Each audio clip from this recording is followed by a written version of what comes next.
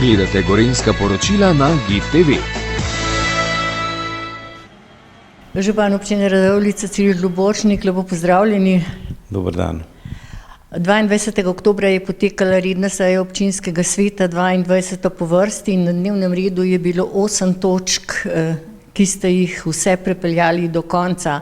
Ena glavnih točk pa je zagotovo proračun za leto 2026 in 2027. Kam bo namenjen dobršen del proračuna, sicer pa je sedaj čas, ko se zbirajo predlogi in pripombe do 6. novembra, to je osnutek. Ja, zdaj najprej bi rad povedal, da smo v bistvu sprejeli osnutek tako za leto 26, kot tudi za 27.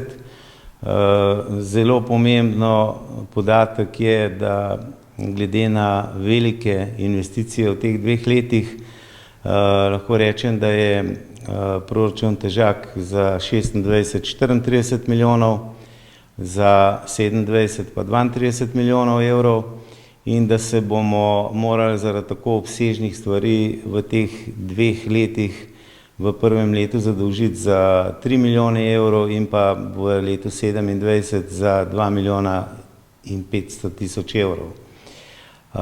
Seveda moram povedati, da veliki projekti pomenijo nadgradnja naše čistilne naprave, ki je projekt težek kar 8 milijonov evrov. Potem imamo pa še zelo velike projekte, kot je torej nadgradnja osnovne šole Antone Janše v Radovljici, je težak projekt 3 milijone 300 tisoč evrov. In pa, če omenim, tudi kuhinja v osnovni šoli Antona Tomaža Linharta, ki je vredna tudi 1 milijon 300 tisoč evrov. Seveda vse druge stvari bojo potekale ravno tako, kot še vedno teče obnova po poplavah iz leta 2023. Cel projekt je vreden preko 5 milijonov evrov.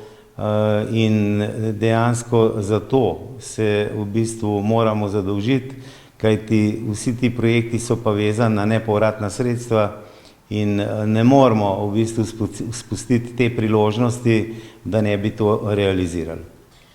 Obravnavali ste tudi občinski prostorski načrt za centralno območje Radovljice. Ja, res je, lahko rečem, da je bil tudi ta sprejet.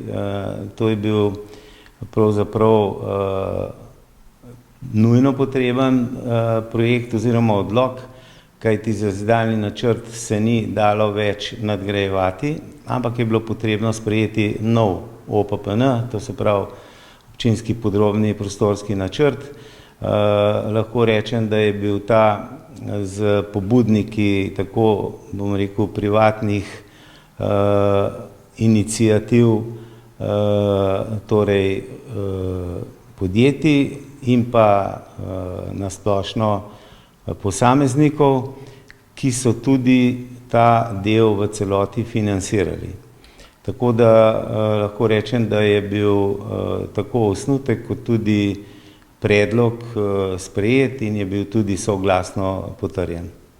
Obravnavali pa ste tudi predlog Doma Janka Benedika za povišanje stroškov za storitev na domu. Ja, tukaj naj povem, da gre za razliko v ceni, ki je bila v bistvu potrjena od 1.1. Do 30.6. letošnjega leta. Ta cena je strigla za 48.800 evrov in je bila tudi, bom rekel, potrjena strani svetnic in svetnikov, kajti zavedamo se, da enostavno mi kot občina smo dolžni to področje financirati, seveda se pa lahko financira minimalno od 50% ali pa lahko tudi 100%.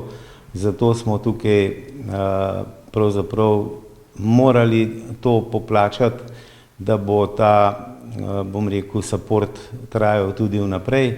Seveda je bil pa še en dodaten sklep, da more vodstvo Doma Janka Benedika nam poročati v bistvu 4-krat na leto, da smo seznanjeni tako vodstvo, moji sodelavci na občini, kot tudi 26 svetnic in svetnikov. Neposredno od občinske stavbe pa poteka tudi gradnja medgeneracijskega centra, v katerem je bila včasih knjižnica. Ja, mi smo letos res zaščitili stavbo, kajti je nova streha. Seveda se tudi druge stvari urejujejo malenkostne v sami stavbi zaradi osnovne šole, ki bo gostovala osnovne šole Antona Janše v teh prostorih, kajti v šoli, kot sva prej govorila, je premalo prostora, zato bo absolutno nadgradnja te šole neizbežna in v tem mogoče še pojasnim, da bojo sodelovali tudi druge občine, ki imajo otroke v naši šoli in do takrat, ko bo pa, bomo rekel, to urejeno, pač jih gostimo v naši stari knjižnici.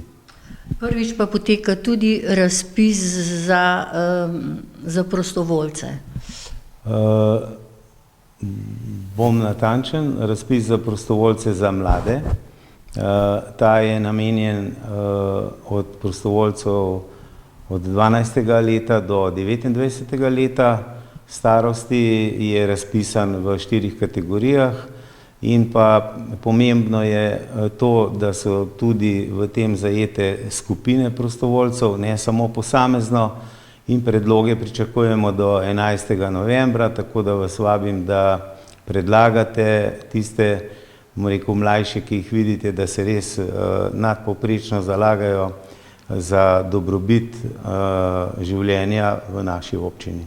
Hvala lepa za tale pogovor in uspešno pot naprej. Hvala tudi vam.